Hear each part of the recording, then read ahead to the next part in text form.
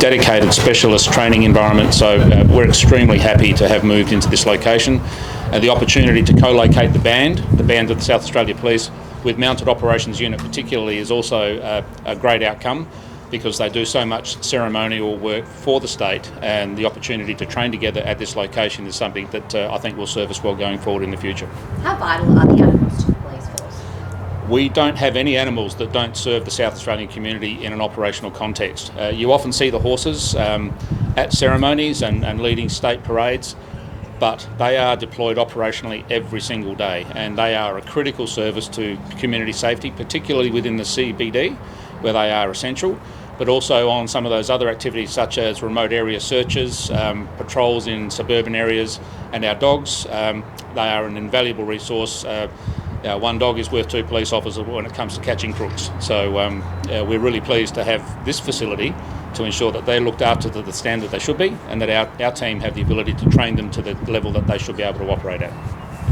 How extraordinary, just onto a different subject if possible, how extraordinary was the statement that came out from the DPP last night, and do you think it's an overhaul that needs to be done? Look, I won't comment on the internal workings of the DPP. I was, how do I say this, I was surprised to see the acknowledgement, but I do recognise and acknowledge that the DPP has identified a failure within their system, and he has undertaken to ensure that doesn't happen again, and his recognition of the impact that's had on the police officer involved in the incident in Ceduna is greatly appreciated. We'll continue working with the DPP to make sure that not just matters involving assault police, but any matters that we are initiating prosecutions on are handled in the way people would expect them to be handled. Have you spoken to this officer again, and how disappointing is it that's the final? I did speak to the officer last night, and I have to say, a fairly incredible person, very positive. She's back on duty. She's performing a family violence investigator's role at the moment. She's grateful for the acknowledgement by the DPP, and she's moving forward. Just one more topic as well. There has been a hotelier that's come out asking for OC spray for bottle shop workers because of bottle shop crime and the rise in that. What do you think about that? I certainly acknowledge that people who are working in retail generally, but in particular bottle shops, which are often the target of thieves who behave aggressively, have every right to feel safe and protected within their workplaces. I would be concerned about the issuing of OC spray beyond those who are currently lawfully able to carry and use OC spray. For example, South Australia Police, it's heavily regulated, audited, it's issued on a shift-by-shift basis. There are strict training protocols that have to be complied with before people are allocated OC spray, and we use it very advisedly. It is a prohibited item, so any discussion about whether it should be more broadly available, I think, is one that needs to be closely thought about. This is a case that we'll ask you about probably every press conference, but is there any update on Gus Lamont and any more services? Look, I have no further update on the major crime investigation into the disappearance of Gus Lamont. I think there was a comprehensive press conference that was provided last week, which detailed the extensive work that's been done on the property and in addressing other possible incidents that might have resulted in his disappearance. There's nothing further to add at this time. It is a complex, ongoing investigation, and Major Crime Investigation Branch will continue to undertake that work through the task force horizon.